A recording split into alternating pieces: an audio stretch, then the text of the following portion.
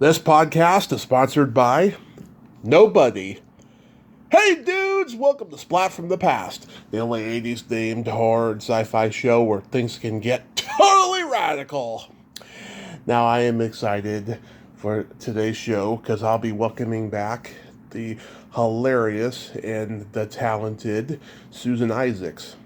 Susan wrote a romantic comedy that's been out since May called Sun Moon, and we're going to be talking about it today.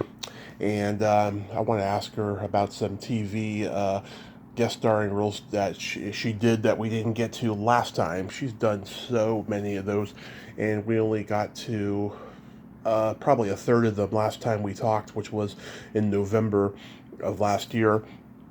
And it's going to be a great conversation. Like I said, she's a very talented lady, a bundle of energy, and I like talking to her.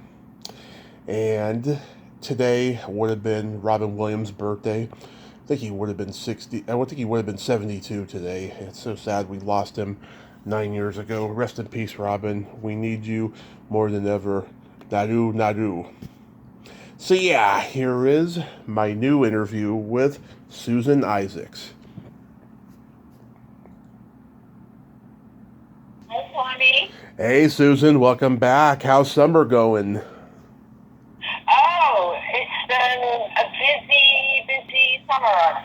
I've been working on a rewrite of the script, and I'm the summer advisor for all the incoming freshmen who are coming into our program. That's been really keeping me busy. Nice. A lot of 18-year-olds who are like, help! I don't know how to find blah, blah, blah, blah. Or, Yeah.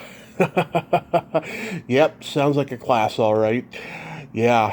Yeah. I just moved to Modesto, California, and I just turned 40, so I can't complain. I know Modesto. Well, when I was growing up, we lived in Stockton for a couple of years. And I remember going to Modesto and Lodi, and there was this famous restaurant called the Chicken Dinner Restaurant on 99. We'd always go there after church on Sunday. I think it's burned down or something. Yeah. I do have some fond memories, even of Stockton, which apparently is a little bit dicey these days, but I have fond memories of it. Yeah. Stockton is nice, too. So, Sun Moon has been out since May. I would have reached out then, but I was moving at the time. What's the genesis of the movie? Pardon, repeat your question? I said, what's the genesis of the movie? Oh, well, it's about a woman who she gets dumped at the office, so she, on a whim, takes a teaching job in Taiwan, and of course, to run away from her problems, but of course, wherever you go, there you are. And how I got involved is Steve Taylor is the producer on it, and I've known him for quite a long time. He was a big singer-songwriter in the Christian contemporary music genre. He was sort of like the Elvis Costello / Sam Kinison of that world. And Nice. he started making films, and he asked me quite a number of times to help him do like some script consulting or script doctoring. And so it was, I think, February of 2021, he had brought this idea to Sony Affirm. Sony has a wing called Sony Affirm that I guess it's called Space Friendly stuff that they make. And Steve had brought this script that one of his old students had written, and the head of production was like, "It's a cute idea, but it's not a movie." Uh-huh. And they had an open slot in July, and he wanted to get it. And so he said, "Would you be interested in looking at it? And I'll pay you to do a rewrite." And so I said, "Well, let me read it. Let's talk to the head of production about it." And so I read it, and then I gave my pitch on. I think this is what's wrong with the story. There's a missing the story engine. There's a lot of cute scenes, kids behaving badly, but it needed to have an engine and an emphasis. So I did this like right in the middle of like midterms. Mm-hmm. This is my first year as a full-time professor with all the responsibilities with it. And I had 6 weeks to rewrite it. And we did. It got the green light. We accomplished what we made it to do. And then, of course, it was the middle of COVID. So they shot the first scene. The majority of it shot in Taiwan. Uh-huh. This is, 2021, we're all still on lockdown. And Taiwan was not letting people come in. So they shot the first 2 weeks of stuff that was set in Nashville in June of 2021. And then they had to wait until the following year before Taiwan opened its borders. And I mean, it's crazy. They were in like a lockdown hotel. If you stepped out of the hotel, you would have to start over. So they never left their hotel room. I didn't go, but they had a very, very small crew. Most of the cast is Taiwanese. Uh-huh. The production crew were Taiwanese, except for the director, the producer, the guy who was in charge of maintaining all the hard drives, and then 2 leads. And one of the leads, he is Taiwanese American. I think he was raised in Taiwan and spent time in America since he was bilingual. So that's how I got involved. And, I've spent the last, I think since 2010 when I started teaching, I've spent the last, 12 years being a script doctor, whether it's script doctoring students, right. being a consultant. So when he presented to me, I'm like, okay, let's see if we can do this. It's very satisfying to just have that opportunity. And I saw the finished product, and there were beats. I'm like, why was that beat not missed? But that's the thing as a writer. It's like, once you do your job, you let it go. It's then up to the producers and directors what they shoot, what they edit, what ends up in the final cut. But it was very fun to be in a theater, the premiere, to be in a theater and hear people laugh at my jokes that I wrote. Yeah. That was really, really fun, I have to say. That's quite an experience. Did you base any of the jokes on your own romantic life in any way? Well, I would definitely say, like, the core problem is, we all go, like, why me, God? Why am I having to suffer this thing? Yeah. And any sort of disappointment. I think I was dating a guy in graduate school, and I literally moved to New York for the summer to get away from him. I've definitely done what you call polygeniographic to try to get away from a problem, and of course, wherever you go, there you are. And I think whether you're religious or not, the question of why is life the way it is, and why did my life turn out this way? Yeah. I think, and what did I do wrong, or if I didn't do anything wrong, why is the universe against me? Which is a common thing that we all feel, or just or the idea of I don't want to deal with this problem now. I'm just scarlet lawyer, but I don't think I have to think about it. But I'll think about it tomorrow. That those are things we can all relate to, as well as coming to terms with. I mean, some of this woman's heartache was so she could seduce this guy, or her mom is in a care home. I mean, she's young. Her mom has very early onset dementia. When you're in your mid-20s and you have a sister who's still in college and it's just you two and your mom's in a restaurant, things that aren't easy to deal with. But I think no matter what we have as our core, I think it's just the nature of life that we all are given great things and dreams and some talents, and life will constantly throw us curveballs or tragedy. Yeah. Oh, that's sweet. That's really awesome. Did you guys have a screening for the movie? People around are dealing. Sorry? Yeah. Did you lose me there? I'm sorry? Can you hear me? Yeah, I can hear you. Okay. I think everyone can relate to whether your problems are. Everyone can relate to dealing with some sort of tragedy or disappointment in life, and how do we process that, and how do we make peace with the mistakes we've made, as well as whatever the hand we've been dealt in a particular situation. So I put myself in that. I definitely got some good singers in there. I mean, the man who left at the altar is in only one scene at the very end, but we gave him a nice little comeback to kind of, I'm in his place.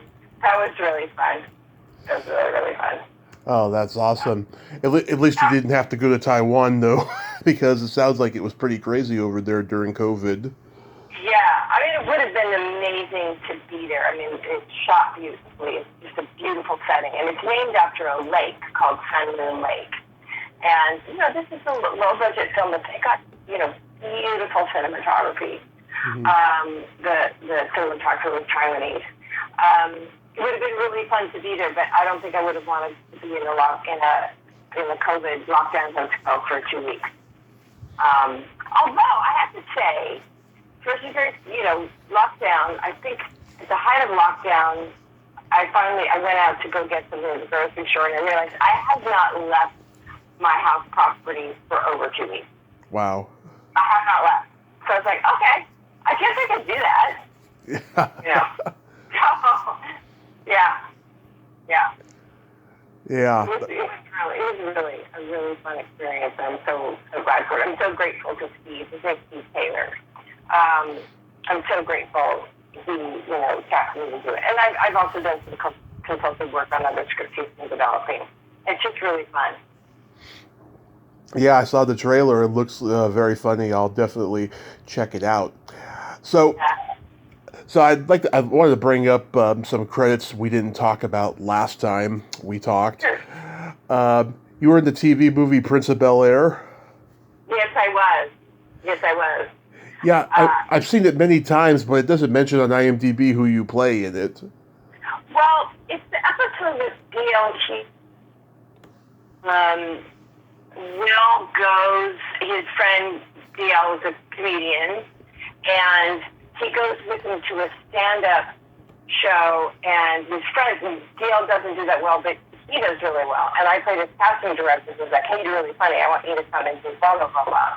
So I'm in one scene, and it was really fun because I really got to make fun of casting directors, like when I went into audition, wearing these, like, Chizier glasses and, sort of lampooning them, which I think is what got me the role. Of course, in the scene, I think I had, one scene. And, of course, what happens is, it's sort of like, his friend DL doesn't do that well, and he's like, I can do this, and of course, when he does get to his feet on the bombs, then he has to tell DL, I realize how difficult the work is. But Monica Swan is a casting director, and she called me in for a lot of, she was casting a lot of black sitcoms back then, and I think I did like half a dozen. I did the Wayans Brothers. So I had a nice relationship with Monica, and she cast me in a lot of different things, which I'm really grateful to her. Yeah. But I was curious, though. There was a TV movie called Prince of Bel-Air in '86. It said on IMDb you were in that as well. Really? Yeah, or was that just a mistake that they put on there? I think that must have been a mistake, and maybe that's why I'm not credited. I don't. Of course, it was in the mid-'90s. There was a period I was drinking a lot. I don't know if I forgot. No, I don't think so. It's not like a mistake. I think I would have been remembered if I had been called in to do a TV movie with Will Smith. I would have remembered that. I think that must be a mistake. Yeah, it was Mark Harmon and Kirstie Alley. Wow, I guess I should go look at my credits and find out what I did. Did somebody take a peek? This sounds very weird. I don't know. Of course, you can't trust producers with anything nowadays. That's why we're all striking. So. I know. Now it's funny, there's a lot of short-lived shows I remember from my childhood that were canceled, but I do not remember O'Hara with Pat Morita. You were on there. Oh yeah, I think it ran only one season. He was a cop. And the interesting thing about that is that, there was a group of us who were playing, something happened at a high school, And the guy in Planes, Trains, and Automobiles who goes and sneaks into the hotel room and steals Seabart's wallet. Gary Riley. Yeah, he was in that. And also Sherry, I can't remember her last name. She was kind of the guest star who was like, I want to say, I have a vague remember, like, I don't know, something happened at a high school. I think she went in undercover pretending to be a high school student. Sherry Stoner. Sherry Stoner was in the Groundlings. This is before I was in the Groundlings. Yeah. But Sherry was brought in to Disney to be like the live model for Belle in Little Mermaid. Yeah. Not Little Belle. So that's what animators would bring in, actors to act out things, and they would videotape their movements and behavior. And she is the inspiration for the Little Mermaid. When now you do like mocap, you do motion capture. Right. And you give an actor a situation. So they hired her to come in and sort of be the visual, and they basically watched her behavior and copied it, and that was the Little Mermaid. Yeah. Yeah, it was sad, it was short-lived, but I was one thing I remember, that the group of actors, we were in a bunch of, scenes together, shot for a couple weeks, as the high school kids that were affected by this. And we have formed a strong bond. And part of the reason we formed a strong bond, the director treated us all like we were reform school children. Oh, boy. He was really, short-tempered and yelled at us. It's like, guys, we're not in high school. We're actually adults, and you don't have to treat us. It was very bizarre. We kind of bonded over that because, why is this guy? What's his problem? Of course, you never know, what tension he was, what stress he might have been under. But that's what I remember about O'Hara. And Pat Morita was really nice. He was very, very kind. Really nice guy. Oh, yeah, I heard he was. And Catherine Keener was on there before anybody knew who she was. Right, that's right, Catherine Keener. Oh my gosh, I totally forgot about that. I think she was in, I forget, I think she was in the police station. I don't remember if I had ever had any interactions with her. I think it was just with Sherry Stoner and Pat Morita. But my gosh, that's right.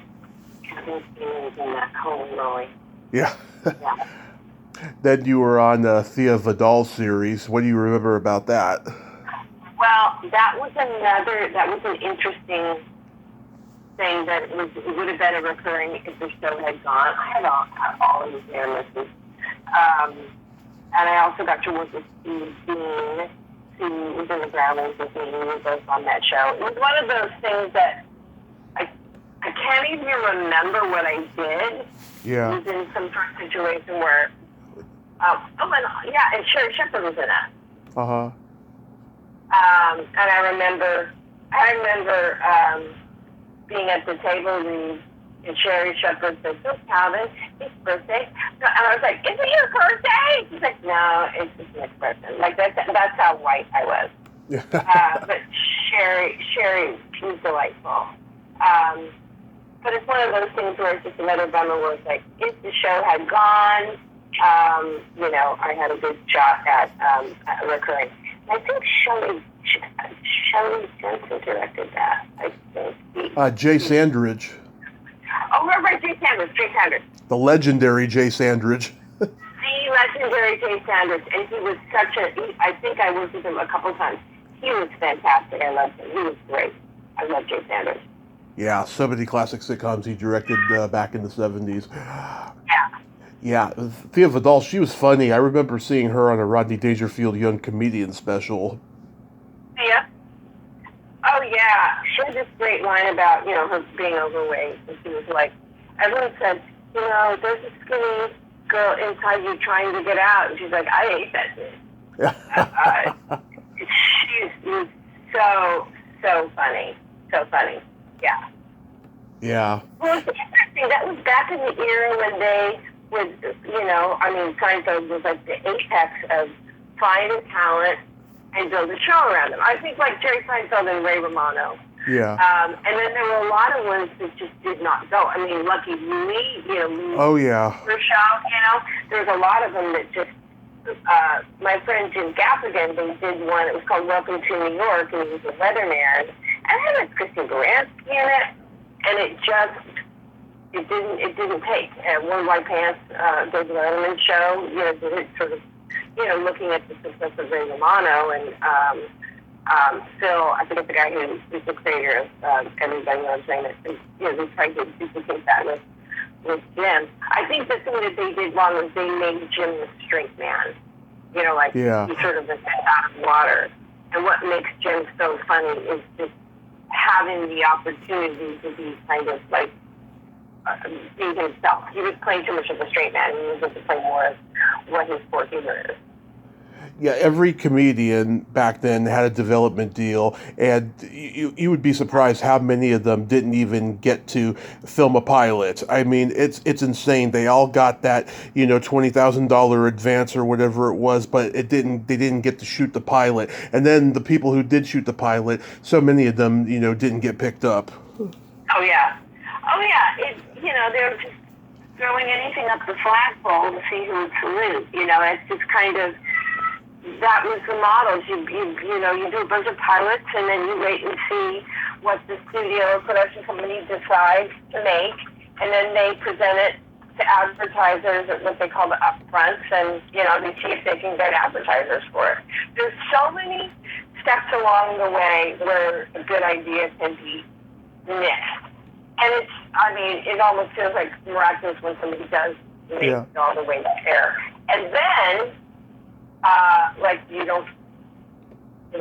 It doesn't succeed, or you just don't give it enough time to find an audience. I mean, I think All in the Family didn't do really well at the beginning. Mm-hmm. Seinfeld, back when they were more, when there were fewer competing things out there, they used to be a little bit more patient and letting something find its audience. And then there's stuff that gets on there, you're like, this is so bad. How did this get greenlit? There's also that experience where things are like, this is so awful. Wow. Yeah. It's pretty crazy. Yeah, it is. And then the Wayans Brothers, you guest starred on that. That was really fun.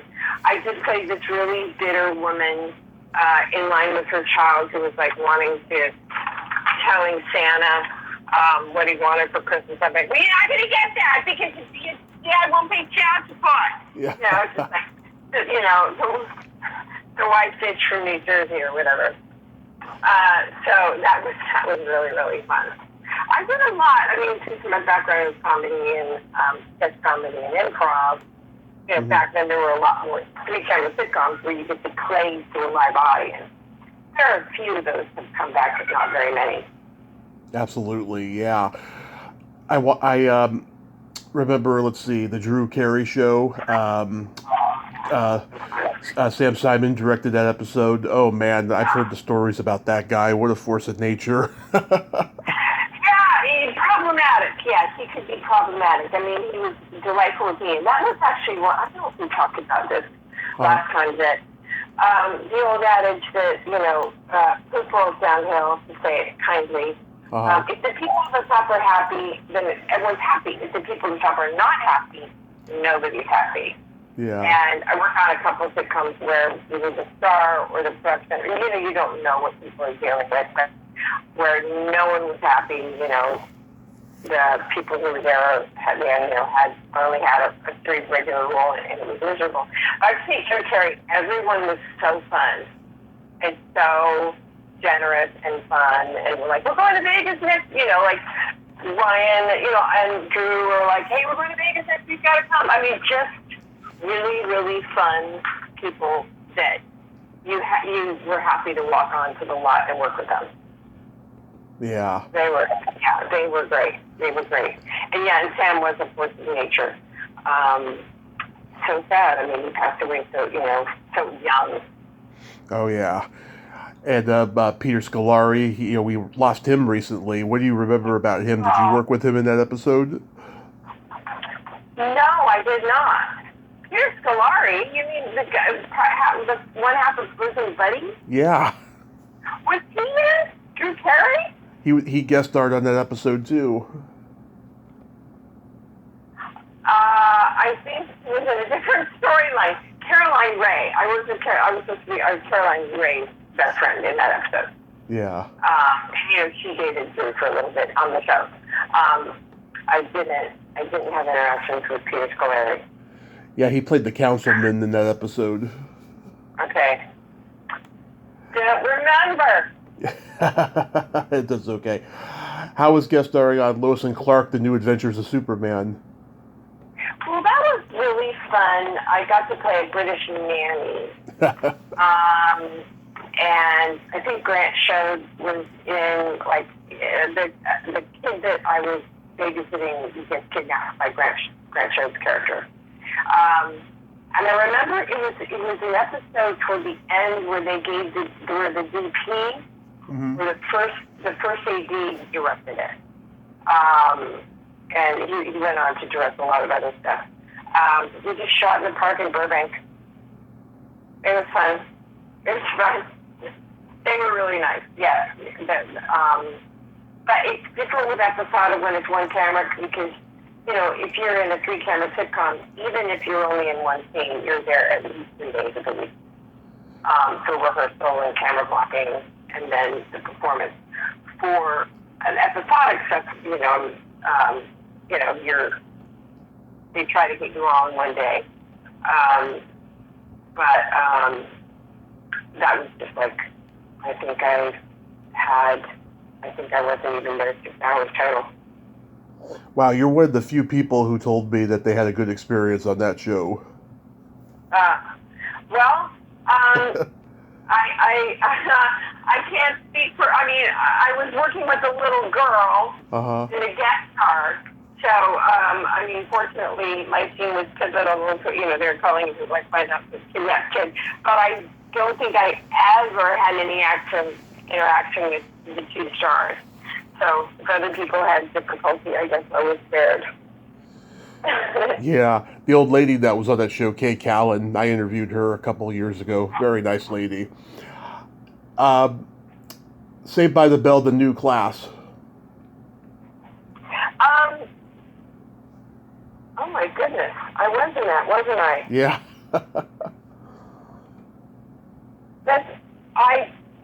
I don't even remember. Yeah, let's see. Head of the class. When was that? When did that air? Saved by the Bell, the new class was 1998, and it was like a mall episode. Oh my God, I don't remember. It's okay. As long as SAG-AFTRA is still sending me my 1 penny residuals, I'm all right. Yeah. Yeah. So we recently lost Belzer. When was that? I know. I am so sad. Yeah. When was the last time you saw him? I actually saw him in New York at a restaurant. This was probably 10 years ago. Mm-hmm. I had just started, and he was hilarious and dark and funny even then. Yeah. And he was also doing shows at the Improv. He was like, come see me at the Improv. So I hung out with him, and the Wrong Guys, it was just a bunch of stand-up comics. Yeah. I think the problem is it opened the same weekend as Crocodiles and the 2, and also stand-ups are good at monologuing. They aren't necessarily good at interacting with others. So some of the chemistry or whatever didn't quite work, but that was one of the funnest movies. Rachel Belzer's dad, Danny Bilson, was the director. Yeah. He was love. He's just he's so fun. And I had a great time. And with Belzer, he was doing shows at the Improv, so some of us from the cast, he saw him. And also, he remembered me. And also, there was a spoken word. Joey Soloway and Maggie Rowe did it. It's called Sit and Spin here in LA. And he was friends with one of the producer's husbands, Jim Ballum, who is a writer. Richard and Jim are old friends. And so I saw Richard at some of their events. Just a mensch, just really a very super smart guy. Very, very smart. You have to be to have the kind of wit that he had. But I only learned about it like a month or so after, but that's a big loss. He was Yeah, and like I said last time we talked, at least you guys got to capture a great punch on screen. I know. He was an edge. Yeah, everybody loved him. Now, I know we can't talk about upcoming stuff, but do we hope to see more great stuff from Susan Isaacs in the future? Oh, you will. I'm on the ninth draft of a screenplay, and it's hilarious. It's really, really, really fun, and it also. I can't talk any more about it, but hopefully the next time I talk to you, I'll have good news. Awesome. Real quick, we got to play my secret silly game. This is a series of silly slumber party questions. No win or lose. It's just pure fun. And how the game works is I ask you the question, you answer it, and then you ask me that exact same question and I answer it. And feel free to comment on answers because they might be funny. Okay. Susan, are you ticklish? I was ticklish up until I was around 12 years old when I refused to be ticklish anymore. Tell me, are you ticklish? Yes. If you tickle me without warning, I might hit you in the groin. Oh, good reflexes. I used to be ticklish, and I remember one point I'm like, wow, I'm not ticklish anymore. Yeah. Sorry, it's funny, made me think of that party game. I love you, but I just can't smile. Yeah. Someone tries to make you laugh. I was so good at that. I was so good at holding my concentration. No one could break me. Yeah.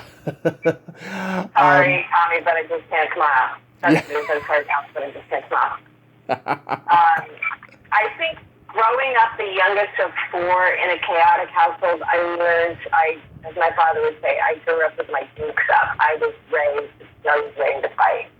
So I learned, don't be ticklish and never let them see you sweat. Yeah. That's awesome. Is your belly button an innie or an outie?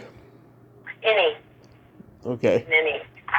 Tell me, are you an innie or an outie? Is your belly button an innie or an outie? It's an innie. Yeah. What color are your toenails painted? Right now they're painted fungus. No. What?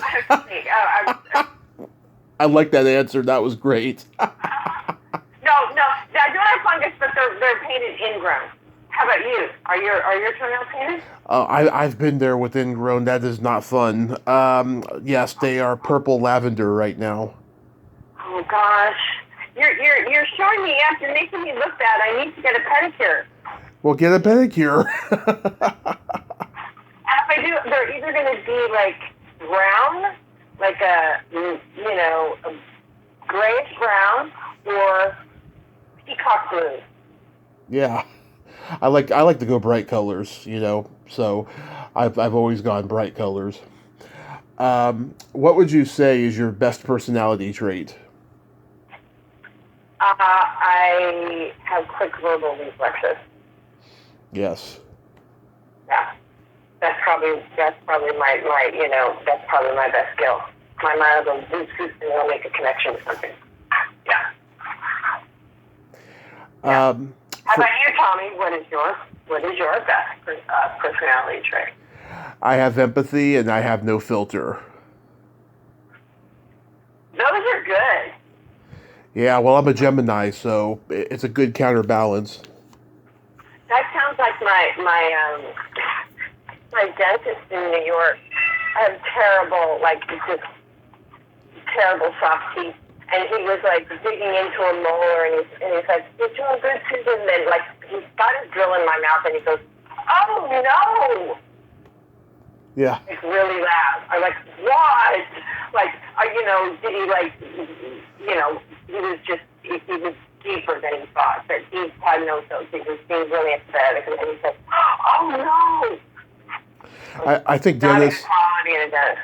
I think dentists are human. They have problems with people like anybody. So there's a part of them that loves the pain that they inflict. Well, I think, that used to be that was the highest suicide rate because nobody wants to go to the dentist.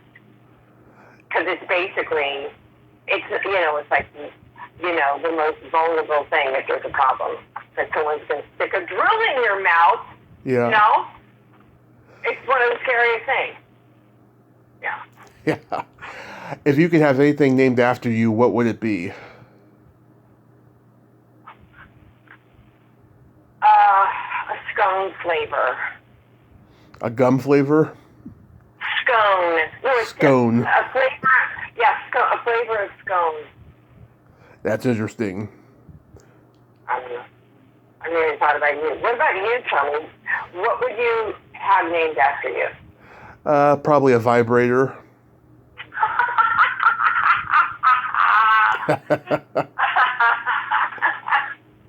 How does this sound? The Tommy Chatsy. It just depends on how big and how well it worked. You don't want to have a bad one named after you. Exactly. And then my favorite question, is there a stinky smell that just makes you gag? Well, rotting flesh, the garbage on a hot day, especially if you've got like meat that's turned, I think the smell of rotting meat, the camping, it's just the worst. Yeah. Yeah. For me, yeah. it's either farts or feet. Oh, okay. Oh, all right. I think I win though, Yeah. Like, you could probably, all you have to do with a fart is light a match, and feet, all you need to do is put a sock on it. Exactly. Right, trash. You have to drag that thing down the block to get away from the smell. Yeah. I have to walk 6 blocks to leave the scene of a crime. Exactly. Susan, thank you so much for coming back on, and I hope I hope a lot of people watch Sun Moon, and that the next script will be just as fantastic. And I hope you have a great summer and be safe out there. Thank you. You too, Tommy. Thank you. Bye-bye. Okay. Bye-bye. Well, there you have it. Susan Isaacs. Ain't she a sweetheart? She is so hilariously funny. Oh my God, she was on fire today. I enjoyed talking to her, and I hope you all go see Sun Moon. It's been out since like May 3rd, it said. Well, until next time, this is Tommy Throwback Kovac saying there's no shame in living in the past, because the present sucks. Later, dudes.